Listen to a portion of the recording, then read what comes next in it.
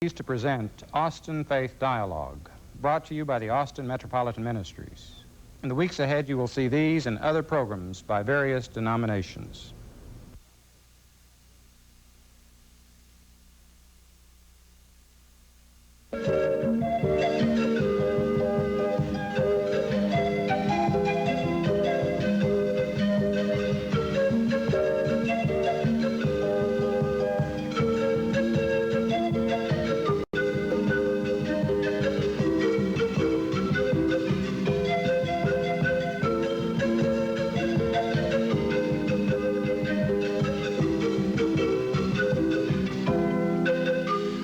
Austin Faith Dialogue, a public affairs series at the crossroads of religion and life. Austin Faith Dialogue highlights the interaction of the religious community with the social and cultural issues in the area in and around the capital city. Austin Faith Dialogue is brought to you by Austin Metropolitan Ministries in cooperation with KTBC TV. Join us now for this week's edition of Austin Faith Dialogue. It's been called the changing of the guard when persons are newly elected to civic office. But it's more than a political rotation which is involved. Each leader is called to bring a vision and values to the community. Hello, I'm Richard Thompson, pastor of Central Presbyterian Church, and your host for this edition of Austin Faith Dialogue. Today, it's our privilege to have with us those three persons recently elected to the City Council: Mayor Bruce Todd, Council members Ronald Reynolds and Gus Garcia. Gentlemen, we welcome you all. Thank you. Good to be here. And I know you've had a lot of interviews since you've been elected to office, but I suspect this may be the first one that you've had that's had some religious connection to it. And one of the things that I thought would be appropriate was, instead of asking you necessarily the usual questions that you would have gotten while you were campaigning about the airport or any such individual one, what your broad vision is and where you want to be when you expire from office, that is. And Bruce, could you tell us what your thought is? Well, with the religious overtones, I thought you meant when we expire, period. Well, Ronnie said that may be one on the same day. I understand. Yeah. Austin is a very unique place for any number of reasons, and we've talked about those during the campaign trail. But I think that perhaps the issue that I think this council will be known for after 3 years have gone by is its willingness to work in a more harmonious way with each other and with people in the community. It's not always easy to do, but it's always a challenge, and I think you produce a better product. We don't want to talk about the airport necessarily, but we know that's a major issue, the Bergstrom issue, the homeless issue, the environmental issues. All of those things are issues that represent both challenges and opportunities for us. And I think that when the 3 years are up, hopefully, people are going to look back and say they solved those problems, or at least address the problems and work towards solutions because they were able to work with each other, as opposed to taking ideological stands against something or for something and heading forth without proper information. I think you've got three members of the council with CPA backgrounds.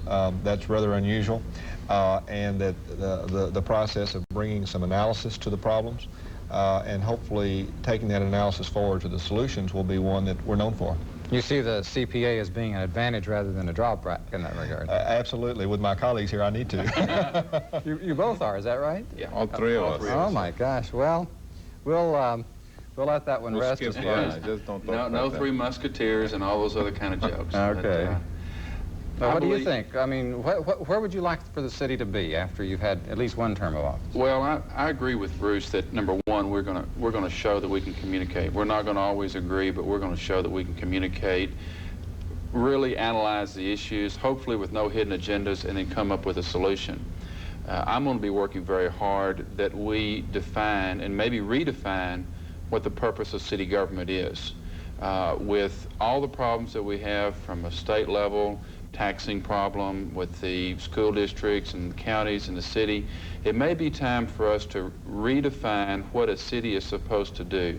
And one of the ways that we can do this, which I said all during the campaign, but I really do believe very strongly, we will have to prioritize our goals, set our goals, prioritize our goals, and then fund accordingly. And when we do that, then we will determine what city government is all about.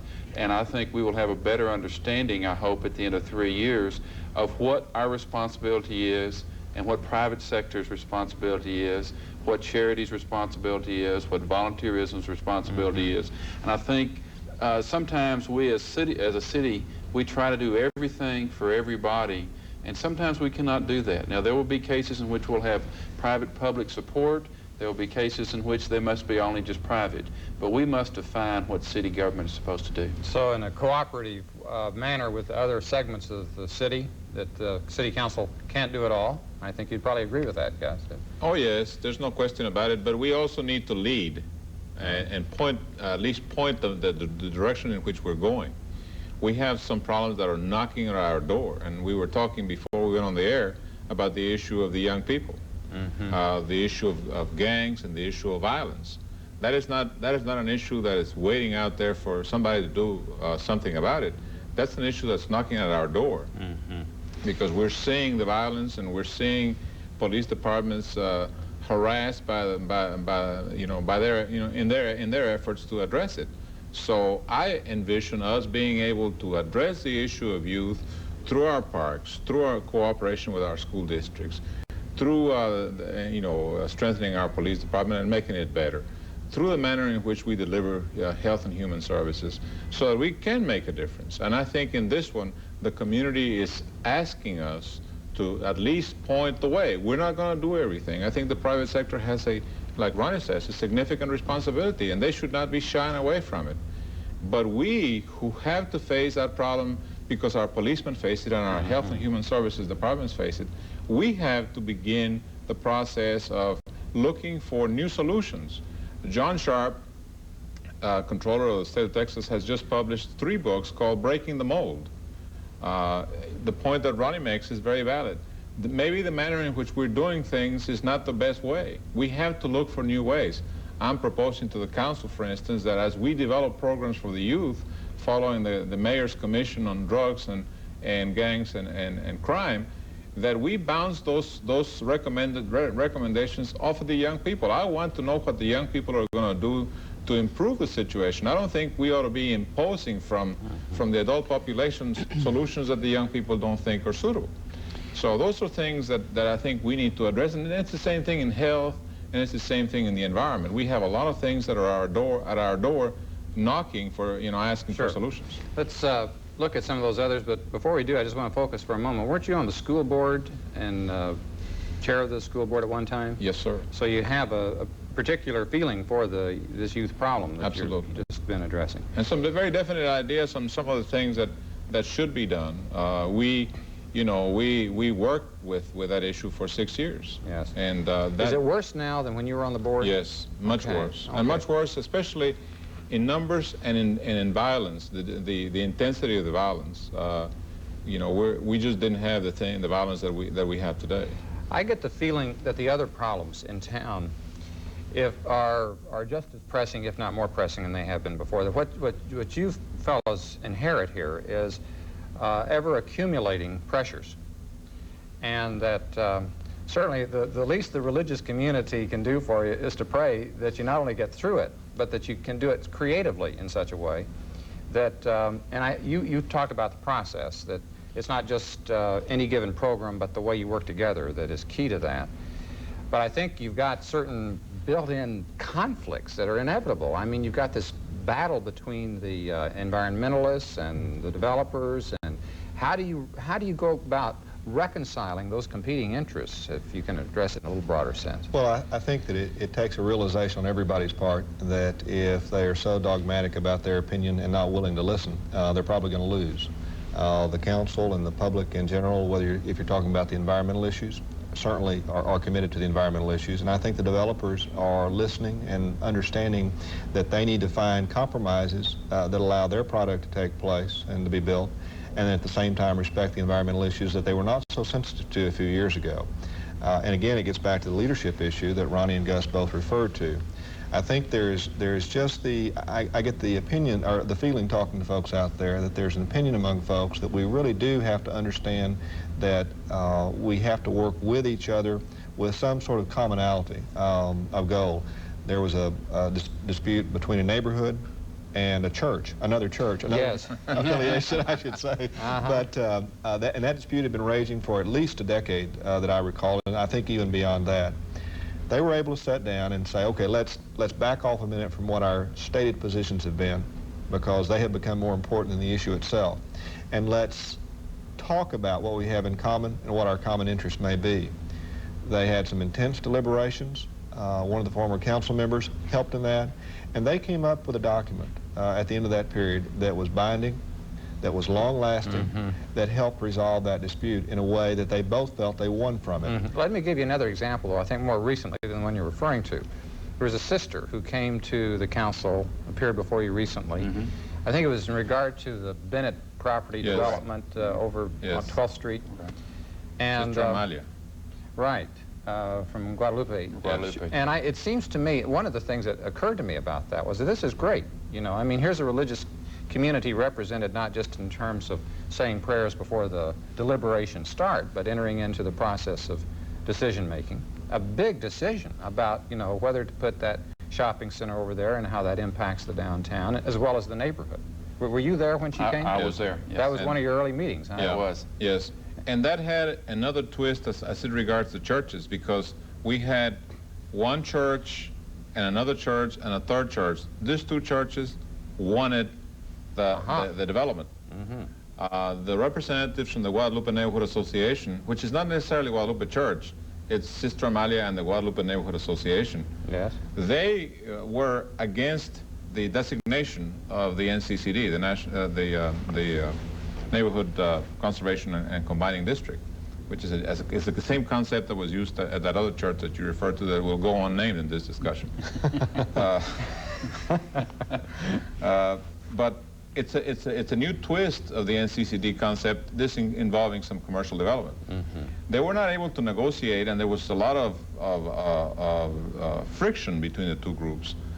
The three of us came at a very late hour, 11th hour, you know, and we were asked to make a decision that was not going to be popular with the Guadalupe Neighborhood Association, because they have a difference of opinion with the adjoining neighborhood association.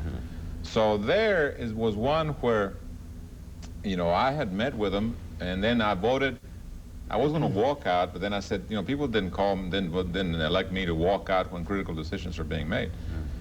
I voted, and I voted for the NCCD. Well, the people in the neighborhood association, being Hispanics, felt a certain amount of disappointment, felt that I should have maybe taken a more active position. But here was a situation where the black community and the Hispanic community come together, and the black community wanted something and their religious leaders wanted something, and the Hispanic community and their religious leaders wanted something else, and the council was asked to referee, okay? And that's something that we should not do. We should not be asked to referee those things. Well, I mean, isn't that part of your sort of fair game, though? I mean, Well, aren't you inevitably thrust into these where you have to make that's decisions, correct. and it's neither black nor white, but maybe shades of gray? But we need to pass on to them more responsibilities for doing the negotiations, and that's what Bruce is talking about.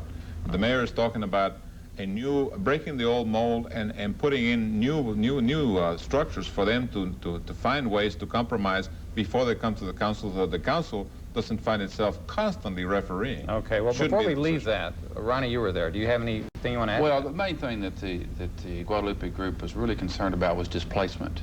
And I can recognize that. They were really, this is their neighborhood, this is where they lived there for a long time, and very concerned about displacement, not just infringement into their neighborhood, but that they would be displaced. And if you've lived in a neighborhood and a place for a long period of time, it's very unnerving to think that you might have to leave that. And that was something that really hit me very strong. But as Gus said, you did have, and you talk about religious input, we had two churches off the East 11th and 12th Street corridor that were very much in favor of it, and you had the Guadalupe Neighborhood Association that was against it, except for a couple of points. Yeah, what happens, Bruce? You got these religious folks that can't agree. Then how what hope can we have for you all? We asked them to go pray about it, and that didn't work. But I think that when you have those kinds of issues, and I made this comment to the council when we were sworn in refereeing those, and occasionally we have to when there are disputes like that, you really do have to look beyond perhaps the particular issue and ask, what is our vision of the city? Well, our vision of the city is to bring economic development to an area of Austin that's been long neglected, East Austin area. Our vision is to improve the 11th Street, 12th Street corridor. And you have to look at some of those vision issues and say, there may be a dispute now, but if we accomplish that vision by this vote, then hopefully those differences of opinion will be taken care of in the long run. And you have to have a certain amount of trust with people to make sure we do the right thing. And there's some other avenues to take care of those problems down the line. Okay. Well, let's just back off a little bit and look at some other issues. And not, if not necessarily looking at it from a standpoint of any given church or congregation or whatever, but just the sort of the moral and ethical dimensions to what you're doing. I mean, everything that you do, seems to me, in public life is not just got the political side and the economic side, but it's got this moral dimension that the extent to which it's so easy to moralize about that and say that, you know, you folks are needing to just abide by certain moral absolutes when there may not be, when it is a matter of gray instead of black or white. So I'm trying to take this, and I'm going to use one very clear example of it. The one that had the biggest turnout for city council meeting in the history of the town, over the Barton Springs. And I know that the Chronicle has been less than sympathetic, Bruce, as you came on in terms of the Southwest Parkway and that kind of thing. But here you are. I mean, now you're on city council. Now it's not just a theoretical matter of is Barton Springs going to be around here 100 years from now? The question is, what can you do now to make sure that it is? Well, I think there are a number of things we can do, and I have maintained for a long time that sort of the piecemeal approach that the council has in the past used in trying to balance on some occasions has not really been very successful. Barton Springs is sort of a symbol in some ways, but a real indicator of pollution in our area. 350 square miles drains into Barton Creek and Barton Springs area. And I think we have to understand that the zero degradation rules that we're asking for development are really quite appropriate, and people will insist on that. But we need to make sure we break out of the mold of saying we only are going to pass ordinances and pass zoning restrictions against those kind of things. I'm convinced that the city is going to have to come in and buy some land, buy water quality sensitive land in the Barton Creek area in order to fully protect it. Some developers are not going to be happy with the majority of the council should we vote that way. I would predict the council is going to be fairly strong on the environmental issue and is going to maintain that stance fairly much throughout, and yet try to work with the development community as best we can to see that reasonable projects that are non-polluting can be done. But it's a tough issue. It is, and what you have to be cautious of, and I cannot listen to people that are at such far extremes that they will not even negotiate. The people that are going to be degrade the land. I was born and raised here. I want to keep it and the water quality, and are doing it just for the almighty dollar. They might as well turn around and leave my room or leave my office. On the same case, the people that say there can be no more development in western Travis County, I think by making such a statement of that sort, just basically closes down Austin. I mean, we in essence could have from western Travis County all the way around to I-35 no development whatsoever. People are going to move or live where they want to live, and part of our problem is that we cut off extending services there, and so now we have people living in certain areas on septic tanks. And those septic tanks are causing problems right now, and we're paying the penalty for being short-sighted instead of long-sighted. You want to add to that? Yeah, well, the moral imperative on this one was that we had to have the chairman of the Texas Water Commission there to get the attention of everybody. He swam there at a day when he wasn't supposed to be there. Okay? And that's when everybody's attention. It required that for the people at the higher levels to get excited about it.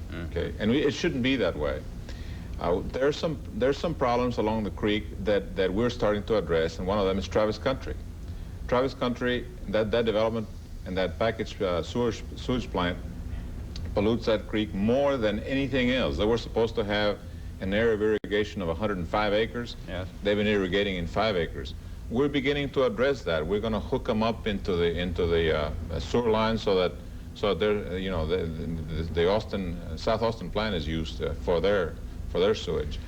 The same thing with Lost Creek. Lost Creek has many problems, and they pollute the creek tremendously. We don't know what to do with Lost Creek.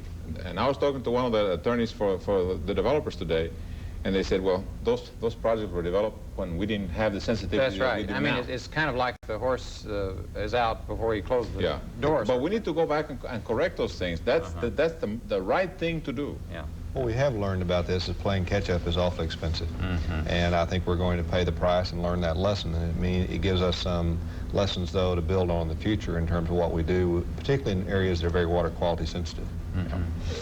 Well, I'm pleased that you all have a kind of a sense of consensus, if not total agreement on this, but the idea, for instance, of buying land, putting it in public domain as a protection, I've noticed that Barton Creek Springs has been called like a shrine in Austin. I mean, it's got a sort of a religious overtones to it. It is a shrine. And in the minds of the majority of the people. And I think that that's good. I mean, every community needs to have sacred places.